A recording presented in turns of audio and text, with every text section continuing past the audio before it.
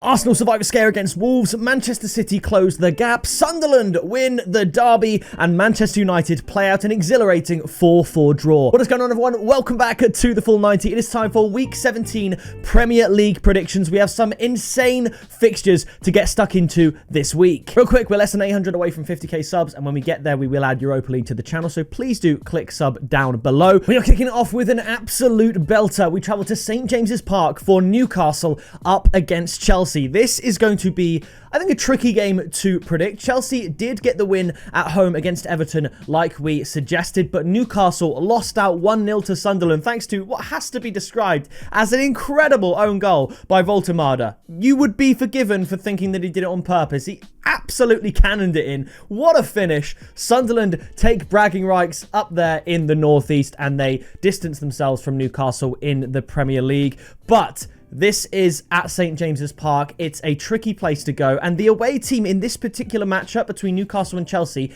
has not won in the last 10 meetings between the two teams. It's either been a home win, which has been like the last 5 or 6, and the odd draw thrown in there as well. Chelsea are difficult to predict. Newcastle at home are much stronger. They did, of course, play Fulham in the Carabao Cup, booking their place into the semi-finals, winning 2-1, and Chelsea did the same thing, beating Cardiff 3-1 in the Carabao Cup. So this is potentially a matchup that we might see in the semi-final, depending on how the Carabao Cup draw goes, but I'm just going to sit on the fence with this one. I'm going to say a 1-1 draw. I think at home, Newcastle are very, very strong, and they could beat Chelsea on any day. The last time they played at St James's Park, they beat them 2-0.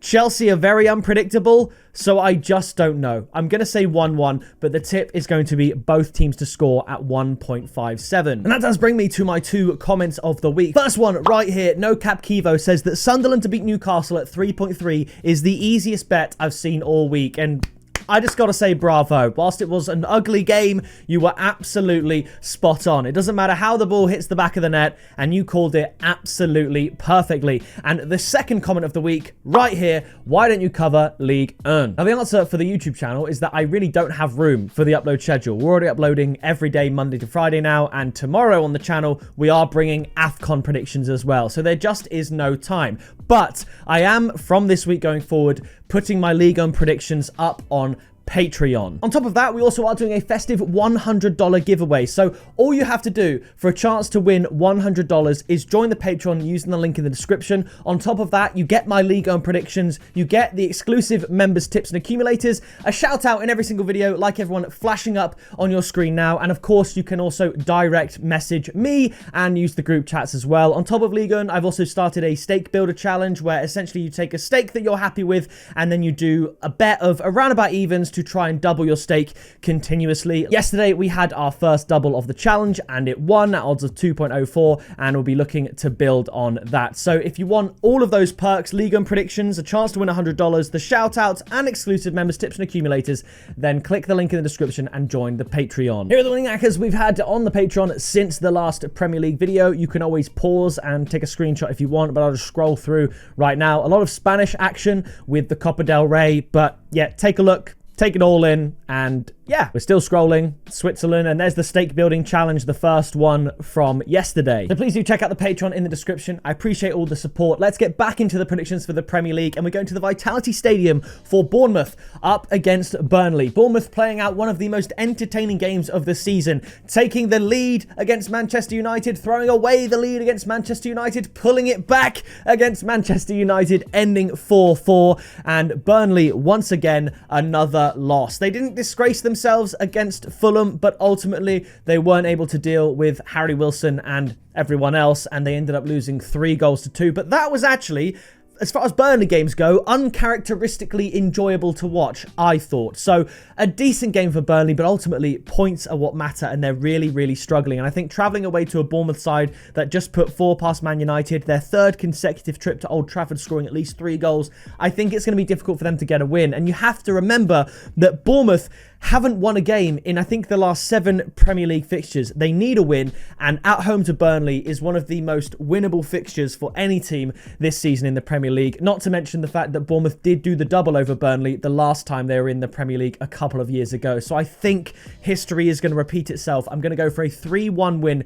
to Bournemouth, but in case Burnley turn up, score a couple of goals, we see 8 goals like we did at Old Trafford, the tip is going to be over 2.5 goals at odds of 1.66. I preferred that because the odds of Bournemouth to win were very, very low, and I can see why, because Burnley look pretty unlikely to win this game, but I do think Bournemouth are going to take the win. Now, after this, we travel to the Amex Stadium for Brighton up against Sunderland. Sunderland will be on cloud 9 after beating Newcastle, and Brighton, yes, they lost 2-0 to Liverpool, and if you look at the scoreline in its, on its own, you might think, yeah, that makes sense, but the stats, the game, it tells a different story. Liverpool were lucky not to concede. Brighton, I think, actually generated more XG than Liverpool and really should have scored at least once. And I think at home against Sunderland here, they should take the win. So I'm actually going for a repeat of the first ever meeting between Brighton and Sunderland all the way back from 1958, where Brighton won 2-0. The tip is going to be Brighton to win at 1.65. I just think at home, Brighton are going to be able to get the better of Sunderland, who don't travel away all too well. On top of that, AFCON has now started, so they will have lost some of their players. I mean, not all of the players that they lose are starters for Sunderland, but I think the combination of that, the come down from beating Newcastle in the derby, it all lends itself quite well to a 3 points for Brighton against a team who, like I said, don't travel very well. So I think Brighton will win, but Sunderland, I mean, they'll still be happy from the derby result, probably till at least Christmas and the New Year. So brilliant result for Sunderland there, but I think they're going to come up short against Brighton, who are playing them at home, and I think they should take the win. Now, after this, we have Manchester City up against West Ham. Man City cruised to a 2-0 win against Brentford in the Carabao Cup, resting a lot of key players. And West Ham, they have a very, very bad record against Manchester City. Man City are unbeaten in their last 20 league appearances against West Ham, winning 16 of them.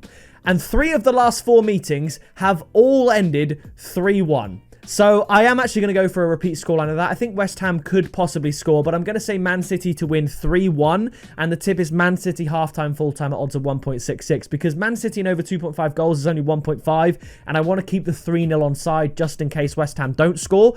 Also, I want to say, out of the 4 last meetings between the 3, the one that didn't end 3-1 to Manchester City was not much different. It ended 4-1 to Manchester City. So there's always goals here. I think Man City can get a couple of early ones, hence the halftime, full-time pick, and really, really put the pressure on Arsenal, who, going into their game against Everton, will not be top of the league when Man City beat West Ham, unless they kick off at the same time, but I don't think they do, because I'm pretty sure the Everton game is the late kickoff. So by that point, Man City will actually be top of the league. Now, after this, we travel to Molineux for Wolves up against Brentford. Wolves still with less points than a triangle. They're on 2. And Brentford, I think they were actually quite lucky to get the point against Leeds. Leeds were all over them for quite a vast period of that game. And I found this one actually quite difficult to predict. I think there could be goals, but ultimately, I am going to say that Wolves finally get the 3rd point to match the triangle. 3 points all season. I'm going to go for a 1-1 draw. Brentford are a home form side. They don't travel away particularly well. The last time Brentford won away from home was all the way back in game week 8 against West Ham. But if there's a team that's worse than West Ham, it is Wolves. So I was very, very close to a Brentford win. I was actually close to a really super high-scoring 3-2 Brentford win, just something mental. But I think Wolves need a point. And the other 2 times when they've got their points against Brighton and Tottenham, it ended 1-1. So I'm going to say they finally do it. Go for a 1-1 draw. The tip is both teams to score at 1.8 because I think the odds are very good. Brentford will score against this Wolves side, but the thing is, I have to say, Wolves played very well against Arsenal. They did what they should have done against Man United and what I think would have earned them a result against Man United, and that was park the bus. Arsenal really struggled to break Wolves down, and ultimately it did take 2 own goals for Arsenal to get over the line. And also Wolves took their chance well when it came right in the 90th minute to get a potential equaliser against Arsenal. So the only thing is, I don't think Wolves are going to do that here against Brentford, because when they play against teams that they think they can beat, i.e. Manchester United, they go a bit mental and they just can't defend. So I think if Wolves played a bit more sensibly and a bit more defensively, they could even go on and win this game, a little 1-0 or something like that. But I think they're going to try and take the game to Brentford, being the home side, the pressure of the home crowd who will expect a result from this game. I think that could lend itself to a potential Brentford win. But I am going to sit on the fence, say 1-1. The tip, like I said, is both teams score at 1.8. I just hope Wolves don't go balls to the walls like they did against United, because Brentford could really rip them apart if they do that. But I'm going to say Wolves get a point. I think Brentford could win as well, so I'll say both teams to score as the tip. After this, we travel to the Tottenham Hotspur Stadium for Tottenham up against Liverpool. Tottenham were absolutely battered by Nottingham Forest. Forest, of course, who we'll talk about in a bit, but Forest beating both these teams 3-0 this season. Does that suggest they're on a level playing field? I don't think so. I think Liverpool, for all their problems and everything that's going on, I think they're better than Tottenham Hotspur. So I am actually going to go for a Liverpool win. I'm going to go for a 2-1 win, but the tip is both teams to score an over 2.5 goals. The odds are 1.9, which I think is really, really high. The last 6 league games between these two teams have all seen BTTS and over 2.5 goals, but they've totaled 34 goals, averaging nearly 6 goals a game. It wasn't so long ago we had the 6-3 to Liverpool. Nearly 6 goals a game. The lowest scoring games between the two teams in the last 6 meetings were 2-2-1s. The others were way higher. So I think there's a lot of value to be had on goals. I think if Brighton were a little bit more clinical, they could have scored a couple against Liverpool as well. And Tottenham, they shipped 3 against Nottingham Forest. So to suggest there's not going to be goals here, I think is a risky move. So I'm going to say Liverpool win away from home because Tottenham haven't played well at home. And the tip, like I said, both teams to score on over 2.5 goals. I think there's a lot of value there in a matchup that recently, statistically, has a lot of goals in it. Now, conversely, we're travelling to the Hill Dickinson Stadium for Everton up against Arsenal, where I don't think there's going to be a lot of goals. And for that reason, I've got 2 tips for this fixture. I think Everton will be licking their lips at the prospect of playing Arsenal. Now, Arsenal not at full strength. Everton, although they lost to Chelsea, I think they probably should have scored. I think they were unlucky not to. They will fancy their chances here against Arsenal, and this is their best chance to beat Arsenal in a long time. They're at home at their new stadium where their form for the season has been pretty good, and Arsenal were more or less as weak as they've been this season so far. They look vulnerable. However, if Arsenal are going to win the league, they need to win this game. I'm not saying if they drop points or lose that it's over for them, but it becomes very difficult. And if they do lose, I expect City to sit top of the table for Christmas, which is just wild.